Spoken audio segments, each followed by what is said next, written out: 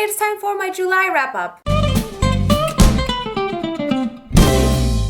So I think this month I finished 6 novels, 2 novellas and 1 play, but I'm seriously not sure right now if I forgot anything or if I counted it correctly. Anyway, we'll get through it. I'm filming this on the 29th, so it might be that I finish 1 more book or a novella maybe, but I just wanted to film this before I leave for my parents' place, so I'm just gonna film this and anything else will just be included in my August wrap-up. So first this month I reread Graceling by Christine Cashore.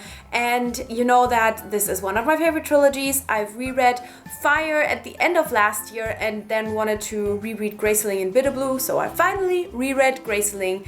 And this is the first time that I'm actually reading the physical copy. When I first read this, I listened to the German audiobook, and so I've been really excited to see what I think about this, and I loved it. Obviously, I loved it because I already loved it the first time, but I definitely loved it even more this time around. I gave it 5 stars, even though the first time I gave it 4 stars. I just enjoyed it so much. It is really simple, but still I find it so unique. And this just really fills my heart with warmth, and all of the characters are so amazing, and the villain is really amazing, and I'm just so in love with the story, the world, the characters. I really appreciated Katza a lot more in this than I did when I read it the first time. And I just really like that when a problem comes up, there's never like a big drama made out of it. They try to find a solution and then they just do it. And they are not kind of going on and on about it. I think it's so unique because it kind of doesn't really work with all of the YA tropes, and that's just really refreshing. Next, I finished The Rosie Project by Graham Simpson, and I really enjoyed it. I gave it 4 out of 5 stars. I thought it was just really interesting and also just really unique because the main character is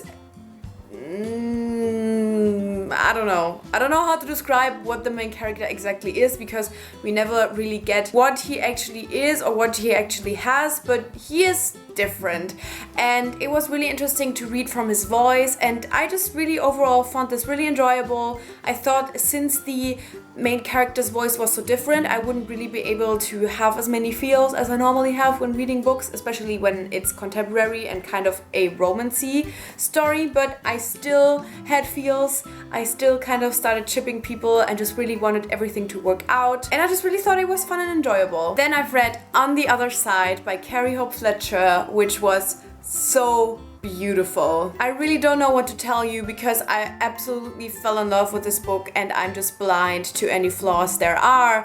I just really was so blown away by this debut novel. It was so amazing. I really loved it. I mean, I knew it would probably really be up my alley because it's contemporary with magical realism, and so I thought this was gonna be good, but I definitely did not expect to be as blown away as I am by this one. Made it onto my favorites of 2016 and definitely on my favorites of all time as well. It was so great. I do have to say that overall, I think if you don't like magical realism, or magical realism is something that you find a little weird, I wouldn't really recommend it since it's very heavy on the magical realism and there's things that are super weird, but I loved it and it's right what I wanted, and really it was just so good, and I just really don't know what to say. I didn't expect this to be so amazing and blow me away.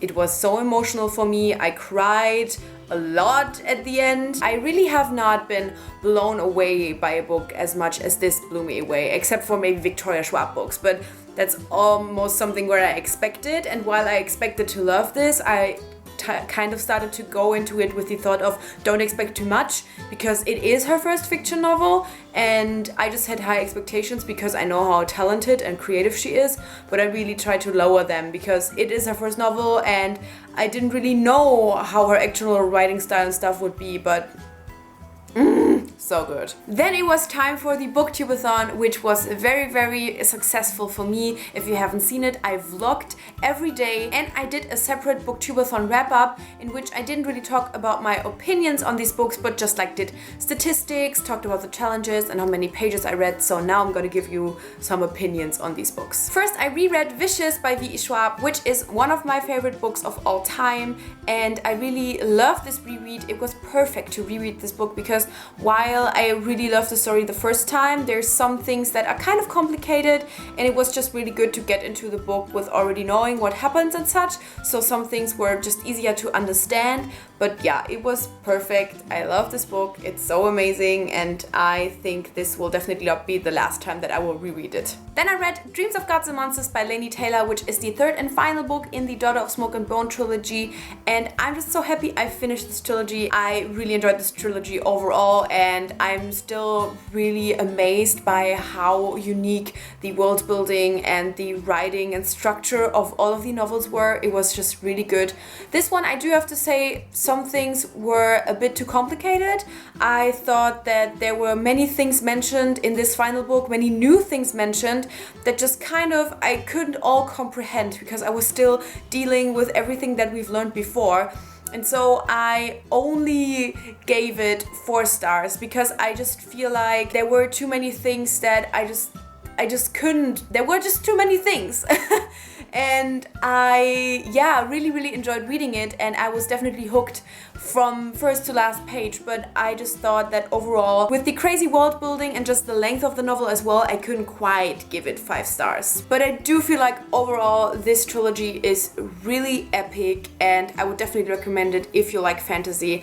I thought it was just so cool, and I definitely want to reread it at some point. I mean, definitely that's gonna take some time since that's quite a lot of pages to reread overall, but I feel like since the world is so complicated, when I reread it, I will be able to appreciate it so much more. Then I read Peter and Wendy by J.M. Barrie, which I basically just picked up because it's really short and I had a free version on my Kindle, and so I thought, why not? And I really enjoy reading Peter Pan retelling, so I thought it was a good idea to kind of get the basic story in novel form.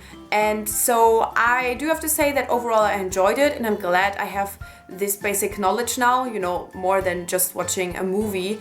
But overall I thought it was just meh, and I never really liked Peter as a character. I think he's, I don't know, I don't enjoy Peter as a character.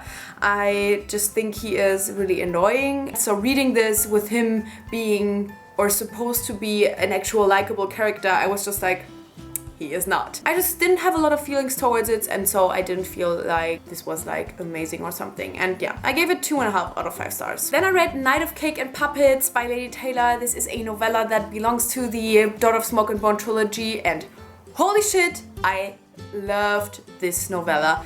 It was perfect. If you've read the trilogy and you like Susanna and Mick, go on, read this novella. It was perfect. And you know, I read a lot of novellas. Like, I really enjoy them overall, and lots of novellas that I read get really high ratings. This one might just be my favorite novella of all time. It was so well done. It was really something where I could see again how much I love Laini Taylor's writing, and that her writing style doesn't only work in a fantasy world but also in a kind of more contemporary setting, since this story is about Mick and Susanna kind of first dating, you could say, and so it really had a more contemporary style, but I loved it so much. Susanna is such a great character as well, and I just want to read more from her. Like, I would totally take a spin-off series with her. Next I've read a play, and that was Der zerbrochene Krug by Heinrich von Kleist, which is The Broken Jug, and I'm pretty sure it has a movie adaptation in English, or probably is translated to English as well.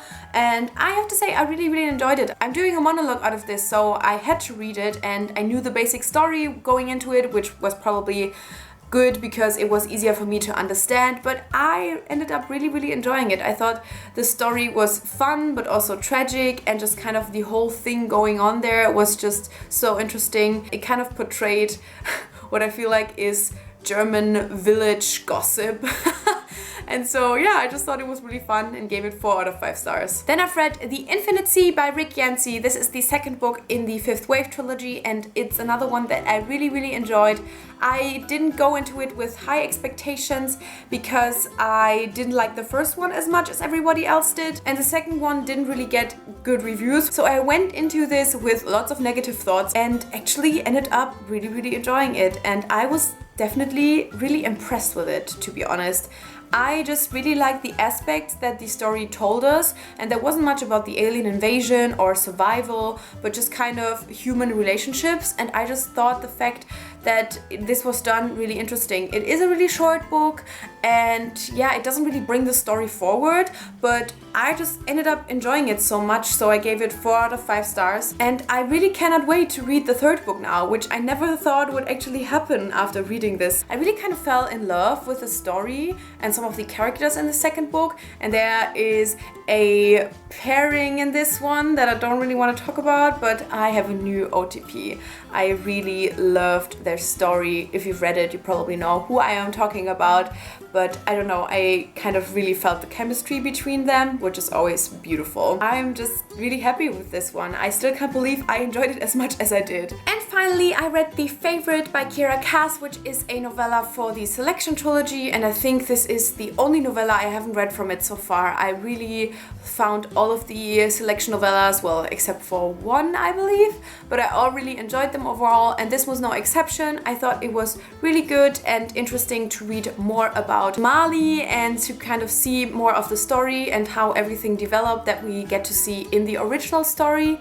And yeah, it was enjoyable, but I did kind of feel detached from the original story and with that from the character. Yeah, I thought it was a nice, interesting novella. If you enjoy reading novellas and if you like the Selection trilogy, I definitely think it is a good read. And this was my July wrap up. God, I can't believe I've read that many books. It was a crazy month. Booktubeathon definitely burnt me out a little, and I do have to say that I didn't read much after it, but also it was just such an amazing week, so everything's fine. I just loved it. It was a great reading month overall. Many good ratings, many great books, finishing a trilogy, and yeah, definitely let me know how your July went, and thank you so much for watching. I guess I'll see you soon. Bye!